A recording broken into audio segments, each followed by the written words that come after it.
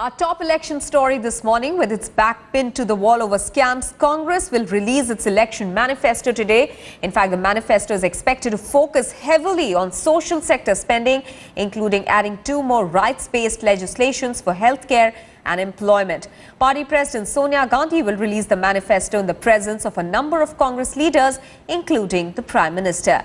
Interestingly, the manifesto is likely to spell out specific measures to reduce corruption and repatriate black money stashed away abroad. National Affairs Editor Javed Ansari is now joining us with more details. Javed, corruption has really been the bane of the UPA. How is it likely to address that aspect in the manifesto? Well, there are a series of measures, the Congress, a lot of which the Congress was trying to bring in through the last minute, through an ordinance in the last minute. Those are issues that it will reiterate. It also has a strong emphasis on youth. This manifesto will have Rahul Gandhi's stamp on it. This is the change of an era, change of guard in the Congress party, just as it is happening in the BJP. Interestingly, at the same time, it's happening in the Congress as well. This will have Rahul Gandhi's stamp, a strong emphasis on youth, on affirmative action in the private sector, as also a strong emphasis on increase in spending on social welfare schemes. So there'll be something for women, there'll be something for everybody. However, and this is meant to be the roadmap ahead for the Congress party. But it will beg the question, the Congress was in power for 10 years. What prevented it from implementing all this that they are now promising to the people? Absolutely, Javed. That's something that the BJP is definitely going to target the UPA on, especially the Congress party. Shiv Arur is joining us with more details from outside the BJP headquarters. Shiv, the issue of black money being stashed away abroad, and the Congress in its manifesto perhaps saying that they will make efforts to bring it back. That's a promise that they haven't been able to live up to, and the BJP has already targeted them on that. Will it continue to do so today if that finds a mention in the manifesto? Definitely expected to continue with that line of attack, Maha. Remember that corruption is possibly the principal offensive plank that the BJP has against the Congress. So it will be looking very, very specifically at anything related to anti-corruption promises made in the manifesto that's expected a couple of hours from now. Because also remember that apart from all of those ordinances, all of those legislations that Rahul Gandhi had wanted to push through and seemed to be a person pushing through anti-graft legislation right before the elections, that hasn't happened. Also, the fact that this manifesto comes out just after a very tricky round of ticket distribution within the Congress, where tainted individuals like Pavan Kumar Bansal, like Ashok Chavan, have been given tickets, is going to weigh very heavily on the image of the Congress. So all of this will be part of what the BJP uses to actually beat the Congress with once the specifics of that manifesto come out. If I could just point out one more angle, emerging at this time, Maha, it's about the mixed message that, the Congress is expected to give out in its manifesto as far as youth is concerned. And remember, the BJP takes youth very seriously in terms of the message it sends out. So what we're hearing from our sources here at the Bharatiya Janata Party is there will be an attack by the BJP on the Congress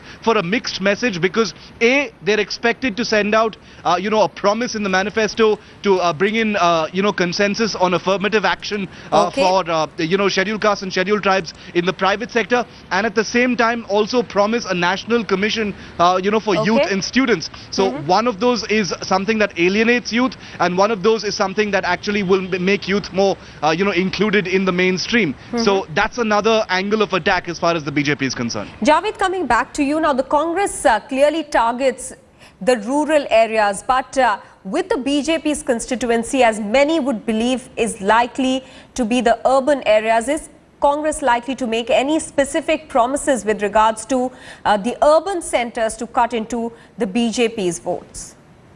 Like I was saying earlier, Maha, it will have something for every section of society. Also for the urban youth, there'll be a strong emphasis, a series of measures as far as the youth are concerned. The details of which we will only know once it's unveiled at 1 o'clock. But we have it from reliable sources who've been involved in this process of coming up with of drafting this manifesto, that there will be a strong emphasis on youth. It will be a forward-looking manifesto. It will promise a way for a road forward for the youth, for rural India as well as for urban India, for all sections of society. And this, Rahul Gandhi, this manifesto has been formulated, has been put together there's been a very different approach. Rahul Gandhi has sought to involve a lot of stakeholders. If you've seen, he held meetings with coolies, with students, with women, with members of the minority communities, with different sections of society. Now it all remains to be seen how much the Congress has taken on board and how that's reflected in this vision, in this manifesto, which will be released at 1 o'clock. And the manifesto, as Javed is pointing out there, will have the stamp of Rahul Gandhi all over it. Javed and Shiva both going to stay with us because, interestingly, as Congress releases its manifesto today, Narendra Modi will also officially launch the BJP's election campaign by unveiling the party's 11-point vision document for good governance. Another aspect of the party's campaign is its Bharat Vijay rallies that will kick off today, with Modi giving as many as 4 speeches a day for the next 6 days. He is currently at the Vaishno Devi Shrine, after which he will speak at Hiranagar, some 60 kilometers from Jammu. This falls within Udhampur constituency, from where Union Health Minister Ghulam Nabi Azad is contesting elections. Let me go back to Shiv Arur, joining us from the BJP headquarters. Shiv, what will be the main point that this vision document will make today for the BJP? The vision document is going to harp very specifically on development, obviously, also on the issues of corruption that have been, the bedrocks of what the BJP has been talking about, as far as the development agenda is concerned. Given the background of what we've seen happen over the last 3 to 4 weeks, where the BJP has been attacked as well, for turbulence within the party, there is going to be a sense of projecting a sense of stability, a sense of vision, a sense of far-reaching consequences as far as decisions are concerned, and also making very clear that leadership is going to be one of the main focuses as far as the government that the BJP actually promises. Because remember, this vision document, like the Congress's manifesto, coming out on the same day, Maha, is going to be scrutinized extremely closely. We've seen in the past 3 to 4 weeks how there have been various controversies within the BJP where leadership has been questioned, the old guard has been sidelined, issues of discipline have, come to the fore, issues of, communalism and other aspects have also come to the fore. People have raised questions about, whether there is opportunism and hypocrisy within the BJP's own leadership. All of those will be sought to be set aside in this vision document going forward. Javed, also very interesting fact over here of Narendra Modi from today making as many as 4 speeches per day for the next 6 days. That's like carpet bombing. But on the other side, on the Congress's end, if we compare that with Rahul Gandhi, he seems to be lagging behind on that front. Well, certainly the BJP has stolen a march as far as the campaign is concerned. Mr. Modi has launched a high voltage campaign. He's been crisscrossing the country, and he from today onwards he's going to intensify that campaign.